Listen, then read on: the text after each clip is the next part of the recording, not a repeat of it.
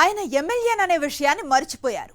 Party అధికారంలో లేనప్పుడే దాడులు చేయటంలో పేరొందిన ఆయన పార్టీ అధికారంలోకి వచ్చిన తర్వాత మరింత రెచ్చిపోతూ ప్రజలను భయభ్రాంతులకు గురిచేస్తున్నారు. వివాదాస్పద వ్యాఖ్యలు చేయటం, దళితులపై దాడులు చేయటం, అడ్డం వచ్చిన వారిపై కేసులు పెట్టించడం, నిత్యం అక్రమాలు అడ్డదారుల్లో ప్రయాణం చేయటం ఆయనకు వెన్నతో పెట్టిన విద్య అని ఆయన పార్టీ నేతలే అంటున్నారు. ఎన్ని కేసులు ఉన్నా, ఎన్ని విమర్శలు వచ్చినా సరే ఆయన వ్యవహార శైలిలో మార్పు రావటం లేదు. దీనికి తాజా నిదర్శనమే సాక్షి కార్యాలయంపై ఆయన అనుచరులు చేసిన దాడి. రాజకీయాల్లో ప్రధానంగా రెండు రకాల నేతలు ఎక్కువయ్యారు. మంచి పనులు చేసి ప్రజాదరణ పొంది రాజకీయాల్లో గుర్తింపు తెచ్చుకునే వారితో పాటు నిత్యం వివాదాలు సృష్టిస్తూ దాడులు చేస్తూ రాజకీయ కక్ష సాధింపులకు, అక్రమాలకు, అన్యాయాలకు పాల్పడేవారు కూడా రాజకీయాల్లో ఉన్నారు. ఈ రెండో కోవకు చెందిన వారిలో మొదటి స్థానంలో ఉంటారు దెందులూరు ఎమ్మెల్యే చింతమనేని ప్రభాకర్. ఈయన పేరు చెప్పగానే దురుసు ప్రవర్తనకు నిలువెత్తు నిదర్శనమని ఈయన గురించి తెలిసిన వారు అంటూ ఉంటారు. వివాదాలు, దాడుల ద్వారా రాజకీయాల్లో గుర్తింపు పొందిన ఈ నాయకుడు ఈయన అనుచరులతో కలిసి వచ్చి ఏలూరులోని సాక్షి కార్యాలయంపై దాడికి తెగబడ్డారు.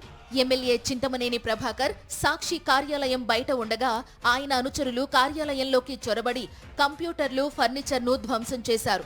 ఒక వార్త విషయంలో సాక్షి ప్రతినిధులు వచ్చి క్షమాపణ చెప్పాలని, లేకుంటే అంతు తేలుస్తామంటూ రెచ్చిపోయారు. ఉదయం 11:30 వచ్చిన వారంతా 2:30 గంటలకు పైగా కార్యాలయం వద్ద బైఠాయించి గందరగోళం సృష్టించారు.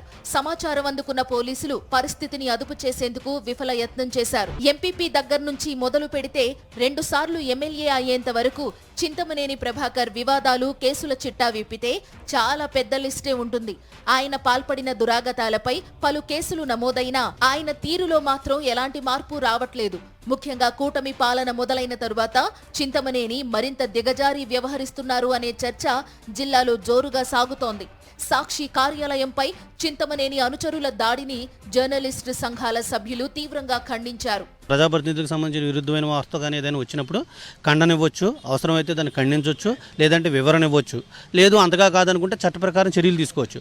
అలా కాకుండా పత్రికా కార్యాలయాలపై దాడులు చేయటం, లోపలికి వెళ్ళి ఫర్నిచర్ ధ్వంసం చేయటం, ఇలాంటివి మాత్రం చేయటం మాత్రం ప్రజాస్వామ్యంలో ఏమాత్రం సహాయం కాదు. నిన్న పోలీసులు కూడా ప్రత్యక్ష సాక్షులే ఈ విషయంలో. ఎందుకంటే పోలీసుల మీద కూడా దాడి జరిగింది. పోలీసులు పెద్ద ఎత్తున మోహరించడం వల్లే ఆ మాత్రమైనా సేఫ్గా అక్కడ ఉన్నారనుకుని అనుకోవచ్చు.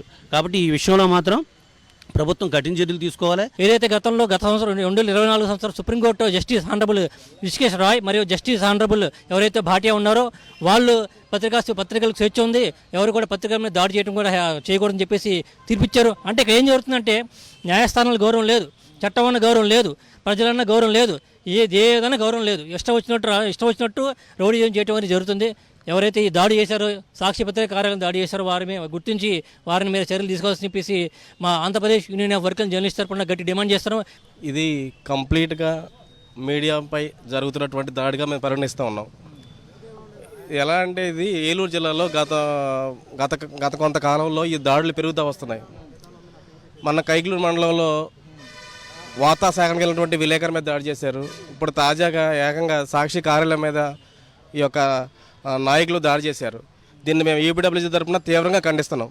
ఇది పూర్తిగా మీడియా స్వేచ్ఛకు సంఖ్యలు వేసే విధంగా వ్యవహరిస్తున్నారని చెప్పేసి మేము ఈపీడబ్ల్యూజీ దీన్ని భావిస్తుంది. ఏదైనా ఒకవేళ వార్తా కథనానికి మీకు ఇబ్బంది కలిగిస్తే మీరు లీగల్గా ఫాలో అవ్వచ్చు. దానికి సంబంధించి సంజయ్ కోరుతూ మీరు లీగల్ నోటీసులు ఇవ్వచ్చు. దాని మీద ఖచ్చితంగా ఆన్సర్ చేస్తారు. వార్తా సంస్థలు ఖచ్చితంగా ఆన్సర్ చేస్తాయి.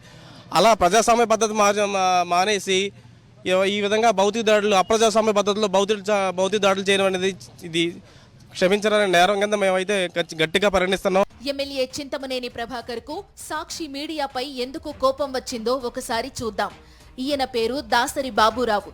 60 సంవత్సరాల ఈ పెద్దాయన గుంటూరు జిల్లా మంగళగిరిలోని టీడీపీ రాష్ట్ర కార్యాలయంలో ఆత్మహత్య చేసుకోవడానికి ప్రయత్నించిన సంగతి తెలిసిందే.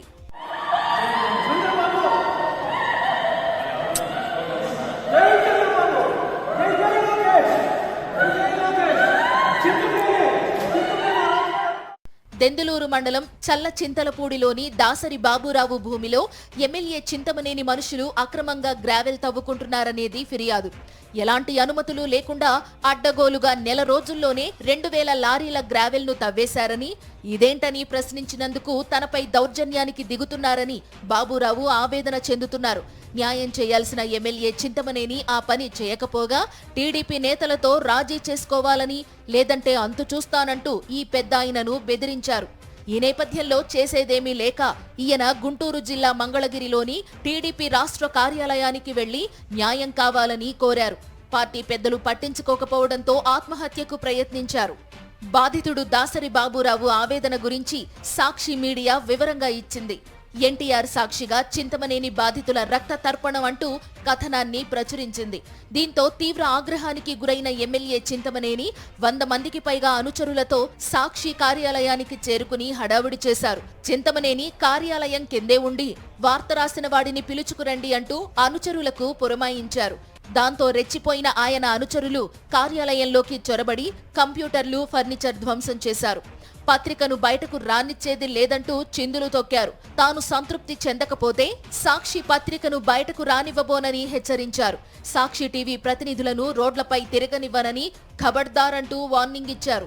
ఇక్కడే పడుకుంటాను టెంట్ వేసి. ఈ జిల్లాలో రేపొద్దున ఉదయం పేపర్ రాదు. తాడిపల్లి మా జిల్లాలో ఎంటర్ అయితే ఆపేస్తా, అక్కడ పేపర్నే రానివ్వను.